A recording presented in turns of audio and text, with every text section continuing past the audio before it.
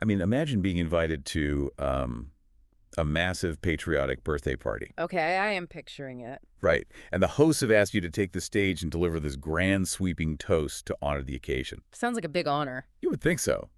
But you step up to the podium, you look out at the expected crowd, and instead of raising a glass and saying happy birthday, you meticulously and methodically explain to the host and to all the gathered guests why their entire life is a fraud. Wow. That is, quite the party foul. It really is. But that is the exact historical scenario we are exploring today. Welcome to your custom deep dive. Today we are examining excerpts from a speech delivered by Frederick Douglass on July 5th, 1852. Yeah, commonly known as his 4th of July speech. Right. We are looking at a moment where a man stood in Corinthian Hall in Rochester, New York, addressing a largely white anti-slavery society.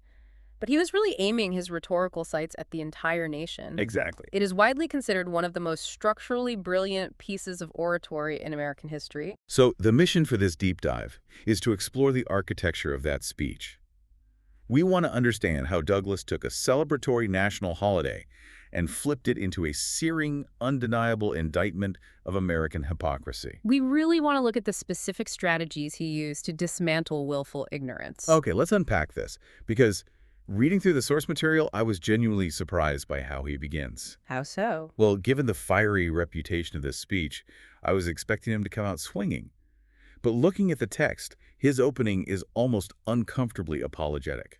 Yeah, he does start off very humbly. He does. He expresses this immense nervousness, claiming a shrinking distrust of his own abilities. And I just kept thinking, why would a masterful orator lower his own status right out of the gate? It is a calculated psychological disarmament. You have to put yourself in that room in 1852. Okay, right. Douglass is a formerly enslaved man standing before an educated, predominantly white 19th century audience. By opening with profound humility, he bypasses their defensive filters. Oh, I see. He explicitly points out the massive distance between this platform and the slave plantation from which he escaped. He isn't just apologizing for nerves. He is forcing the audience to immediately visualize this sheer improbability of his presence there, isn't he? Exactly. He makes them comfortable by appearing unthreatening, and that is absolutely crucial for the trap he is about to set. That makes a lot of sense. He is managing their expectations before he shifts into the actual substance of the address. Yeah, and when he does shift, he focuses heavily on the age of the country. Right, he points out that America is exactly 76 years old. Now, to a person, 76 years is a full lifetime. But Douglass frames it entirely differently. He calls it a mere speck in the life of a nation. What's fascinating here is the strategic function of that framing. He emphasizes the nation's youth because, well, youth implies hope. Oh, definitely. He tells the audience that America is still lingering in the period of childhood, and he explicitly says, I'm glad this is so. Because if the nation is young, its destiny isn't rigidly fixed yet. Right. It is still in the impressible stage of her existence, as he puts it. The cultural and legal concrete hasn't completely set yet. Reading that, I was struck by this really powerful analogy he uses in the text. He says a young nation is like a young river. Yes, that is a great image. It really is. He points out that a young river hasn't worn its channel deep into the earth yet. It can still change course, unlike an ancient nation whose path is just carved in stone. That is a perfect way to look at it. He is validating the audience by giving their country a future. If America were an ancient empire, its flaws would be, destined only for ruin.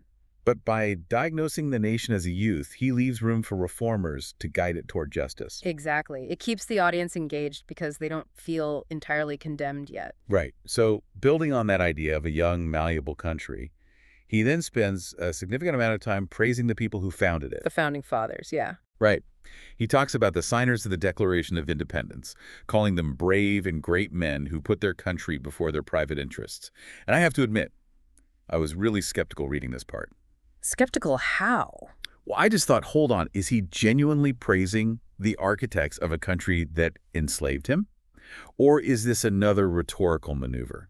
It just seems incredibly risky for a black man in 1852 to offer a blanket patriotic salute to the founders. Oh, it is absolutely a maneuver. I knew it. He is praising them, but with a very specific subversive focus. He doesn't just praise their victory, he praises their rebellion. Oh, right. He reminds the audience that the British Crown treated these colonists with sovereign indifference, coldness, and scorn.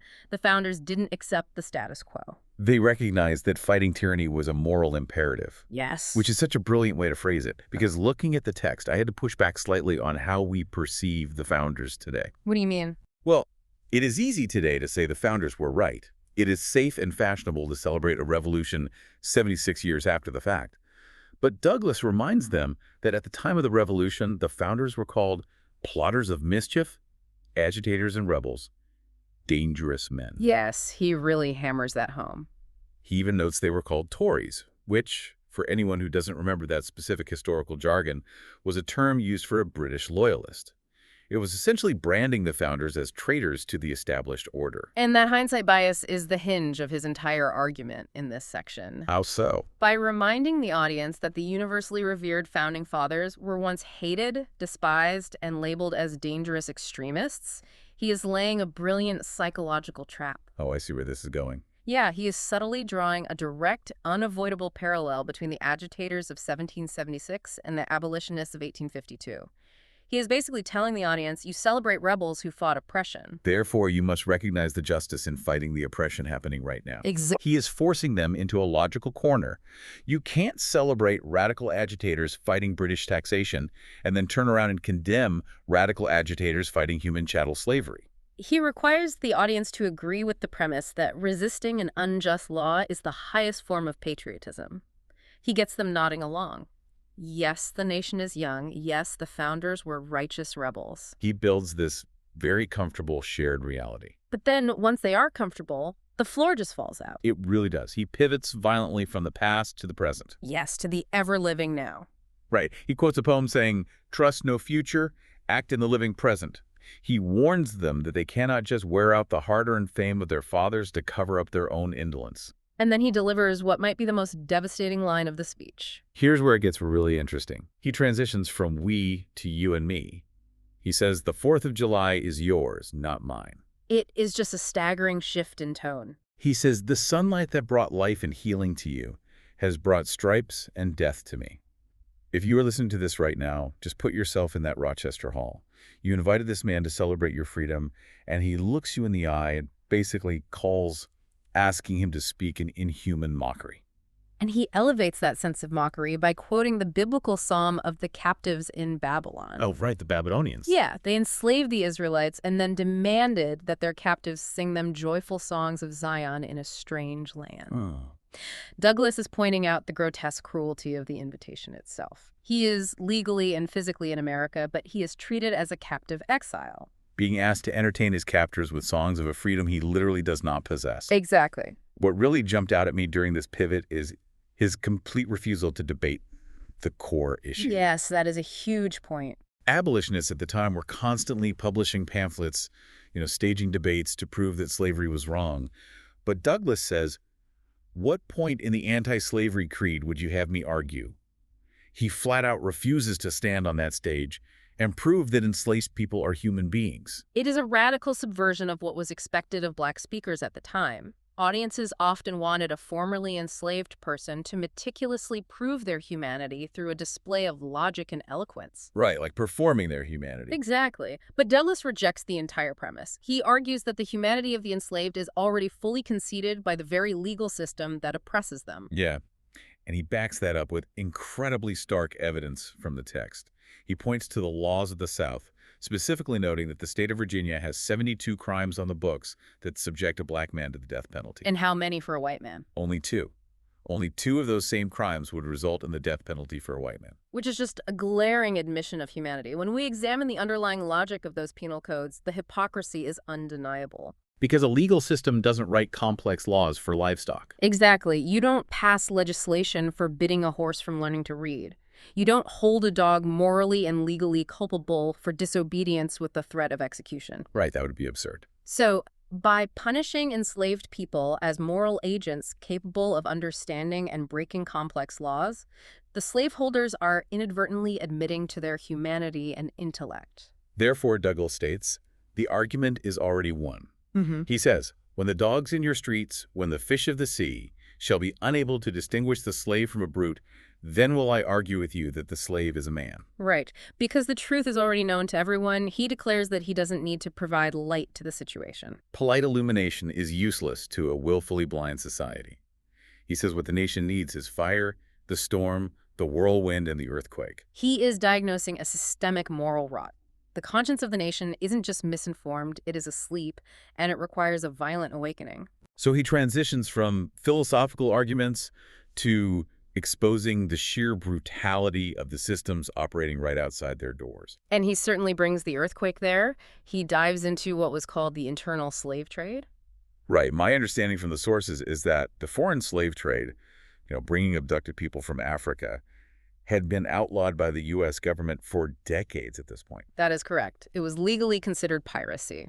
The U.S. even contributed to naval squadrons off the coast of Africa to intercept slave ships. So it was culturally agreed upon that kidnapping people from a foreign land was a crime. Yes. But Douglass points out the massive, sickening hypocrisy. The trade of human beings within the United States, crossing state lines, was not only legal, it was the booming economic engine of the country. And it was called internal specifically to avoid the stigma of the foreign trade, right? Exactly, to sanitize a brutal industry. He paints a horrifying picture of the economic mechanics of this domestic trade. He describes man-drovers marching human beings from the Potomac down to the massive slave markets in New Orleans. He describes the crack of the whip, the fleshmongers, and families being systematically ripped apart at auction blocks to feed the cotton boom in the Deep South. And he makes it deeply, painfully personal. He shares a memory of his own childhood in Baltimore, watching the slave ships of a dealer named Austin Woolfolk anchored in the harbor. Hearing the clanking of chains at midnight. Yes, as gangs of enslaved people were marched past his door. It is chilling. By detailing the internal trade, he strips away the illusion that slavery is some distant, abstract, Southern problem. He is telling a Northern audience that this barbarism is happening on their highways and their ports, propping up the broader economy they benefit from. But he doesn't stop with the trade itself. He takes aim at the legal apparatus sustaining it. Specifically, the Fugitive Slave Law of 1850. Which had fundamentally altered the American justice system just 2 years prior to this speech.